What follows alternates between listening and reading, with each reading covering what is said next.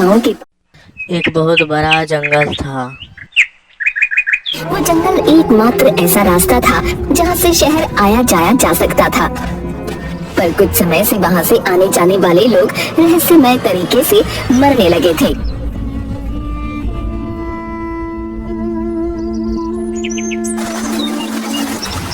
अरे चंदन, तूने सुना? चंदनपुर गांव का जुगनू पिछले 4 दिन पहले शहर गया था, पर उसका अभी तक कोई ठिकाना ही नहीं है।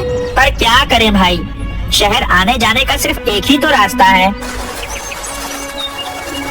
एक दिन रतन अपनी साइकिल से शहर अपने काम पर जा रहा था। बस किसी तरह जंगल का रास्ता निकल जाए, जल्दी चल रतन जल्दी। तभी उसे एक जंगली जानवर की आवाज सुनाई दी। हे भगवान, इतनी खतरनाक आवाज! यह कौन सा नया जानवर आ गया है इस जंगल में? चल रतन बेटा चल, जल्दी जल्दी जंगल से बाहर निकल ले। फिर रतन अपनी साइकिल को और तेज चलाकर जाने लगता है, पर अचानक उसकी साइकिल की चेन उतर जाती है। वो साइकिल को ठीक करने के लिए उतरता है। अब जल्दी जल्दी साइकिल को ठीक कर लेता हूँ, नहीं तो जाने वाला जानवर मेरा क्या हाल करेगा।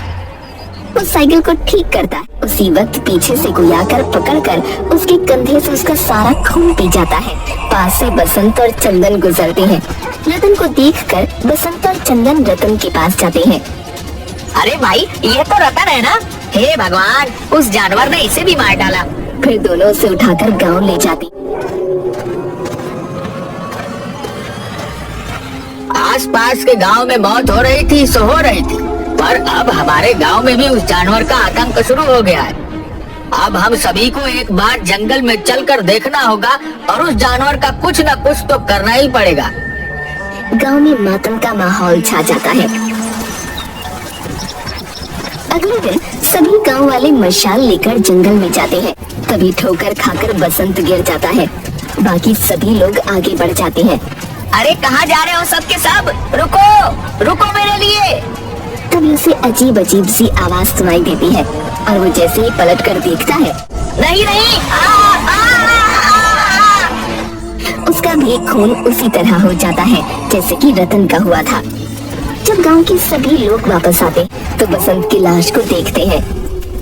अरे यह क्या? बसंत बसंत, उठ जा बसंत भाई, उठ जाओ। अरे लगता है उस जानवर ने बसंत भाई को भी मार डाला। हे भगवान, ये कौन सा जानवर होगा जो इतनी बेरहमी से इंसानों का खून पी जाता है? मुझे तो बहुत डर लग रहा है। फिर सभी लोग गांव चले जाते हैं।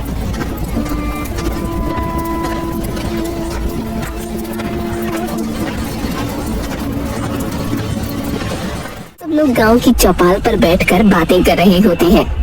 मुखिया जी, अब तो हमारे गांव में भी मौतें होना शुरू हो गई हैं। हाँ भाई, अब तो कुछ करना ही पड़ेगा, पर जब तक कोई रास्ता ना निकले तब तक जितना हो सके उस जंगल के रास्ते में मत जाना। अरे पर मुखिया जी, गांव से बाहर जाने का सिर्फ एक ही तो रास्ता है। ये तो ऐसा हो गया है मानो आगे कुआं और पीछे खाई। अगर शहर नहीं गए तो भूखे मर जाएंगे, और अगर गए तो वो जानवर हमें खा जाएगा। अब तो बस एक ही रास्ता है, हम सबको मिलकर उस जानवर को मारना पड़ेगा। अरे पर हम सब गए थे उस जानवर को ढूंढने, वह तो हमें मिला नहीं, और बसंत की जान गई वो अलग। तभी खून से लथपथ हालत में मंगलू वहाँ आता है। अरे मंगलू, ये तेरी हालत कैसे हुई? अरे नहीं भाई, कोई जानवर नहीं है। फिर कौन है? अगर कोई जानवर नहीं है तो बता मुझे, मैं अभी उसका छठी का दूध निकाल कर आता हूँ। अरे भाई, वो तेरा छठी सातों सभी का दूध निकाल देगा। क्या मतलब? अरे भाई, शाम को शहर से गांव आ रहा था। तभी मेरे सामने एक विशाल कारखाना।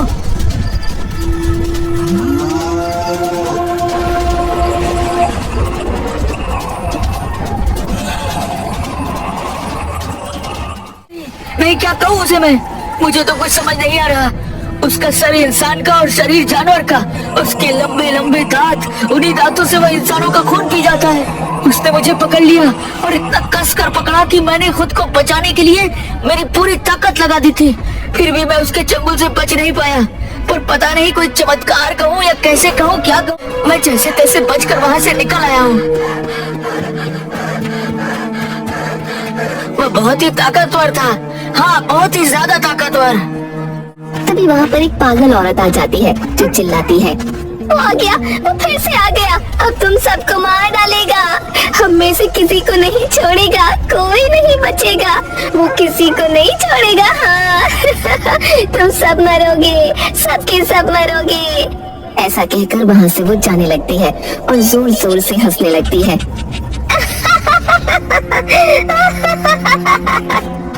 गांव में किसी को भी कुछ समझ नहीं आता।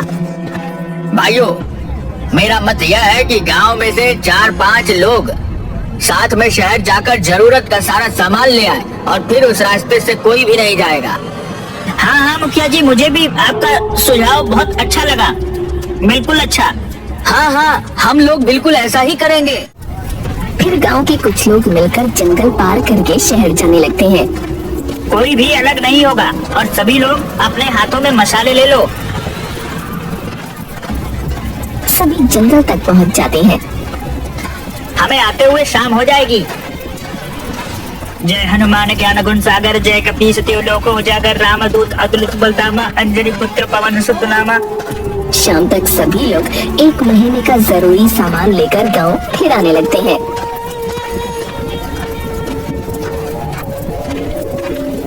आते समय सभी लोगों के सामने विशाल काय आदि मानव आकर खड़ा हो जाता है। अरे भाई, लगता है कि ये वही आदि मानव है जिसके बारे में मंगलू ने बताया था, जो सबका खून पी जाता है। अब हमें भी खा जाएगा। अरे घबराओ मत तुम सब, मैं हूँ ना, मैं देखता हूँ कि यह आदि मानव हम सबका क्या बिगाड़ेगा। तभी वो आदि मानव एक आदमी को पकड़ लेता है और उसका खून पीने लगता है। बाकी सभी लोग उस पर पत्थर मारने लगते हैं। छोड़ छोड़, उसे छोड़। वो आदि मानव और भी ज्यादा गुस्से में आ जाता है। उसने जिस आदमी को पकड़ रखा था उसे वो दूर पेड़ के पास फेंक देता है। अरे चंदन भाई, अब हम क्या करें? यह आदि मानव तो और भी ज्यादा गुस्सा हो गया है। अब यह हमें से किसी को भी नहीं छोड़ेगा। अब तो हम सभी गए। और उन सभी के पास आने लगता है। वो आदि मानव सबके पास जा रहा था पर चंदन से डर रहा था।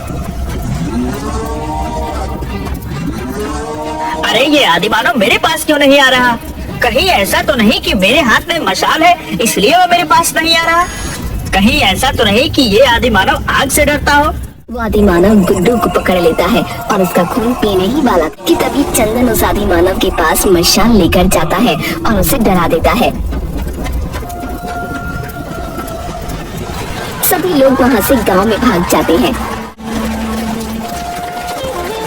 गांव जाकर सभी गांव वालों को सारी बातें बताते हैं। पर चंदन भाई, मुझे एक बात समझ नहीं आई कि वह आदि मानव हम सबको पकड़ रहा था पर आपसे क्यों डर रहा था?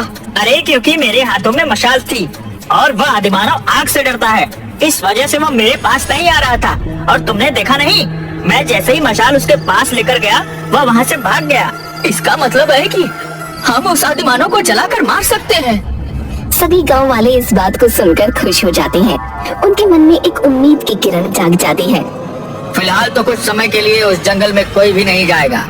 कुछ दिनों में हम कोई न कोई रास्ता जरूर निकाल लेंगे। चौपाल पर बैठकर सब लोग बातें कर रहे होते हैं।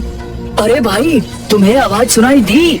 हाँ हाँ भाई, ये तो उस आदि मानव की ही आवाज लग रही है। कहीं वो आदि मानव गाँव में तो नहीं आ गया? ये भगवान, इस शैतान का डर पहले जंगल में ही था और अगर ये गांव में आ गया तो हम सबका जीना हराम कर देगा।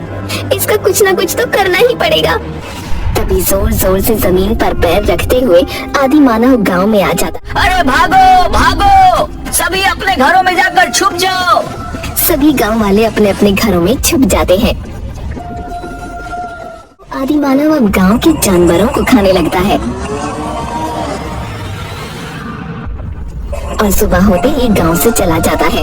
मुखिया जी, अब तो इस आदि मानव का कुछ न कुछ करना ही पड़ेगा, नहीं तो हम में से कोई भी जिंदा नहीं बचेगा। हाँ हाँ, तुम बिल्कुल सही कह रहे हो। अगली शाम को भाई चंदन, लगता है वो आदि मानव आज फिर आएगा। अब तो वह हमारे गांव के जानवरों को भी मार कर खा रहा है।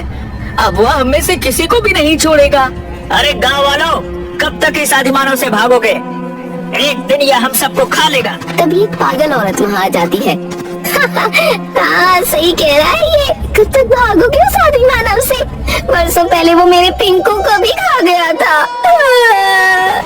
पर उस आदि मानव को हम मारेंगे कैसे? वो आग से डरता है। हाँ, उसे किसी तरह से आग से जला सकते हैं। फिर वो पागल औरत सभी गांव वालों को तरकीब बताती है। फिर सभी लोग मिलकर एक गड्ढा खोदने लगते हैं। सभी लोग गड्ढा खोद लेते हैं और उस पर घास डालकर उसे ढक देते हैं। तभी गुर्राते हुए गांव में आता है। तभी गांव वाले इधर उधर भागने लगते हैं। फिर चंदन उस आदि मानव को और गुस्सा दिलाने के लिए उस पर पत्थर मारने लगता है और चंदन को देखकर सभी गांव वाले उस आदि मानव पर पत्थर फेंकने लगते हैं। वो आदि मानव चंदन को पकड़ने के लिए आगे बढ़ता है। तभी वो आदि मानव उस बड़े से गड्ढे में गिर जाता है। उस गड्ढे में वो आदि मानव जोर जोर से गुर्राने लगता है। फिर चंदन उस गड्ढे में मिट्टी का तेल कर आग लगा देता है और वो आदि मानव तड़प तड़प कर उसी गड्ढे में जलकर राख हो जाता है।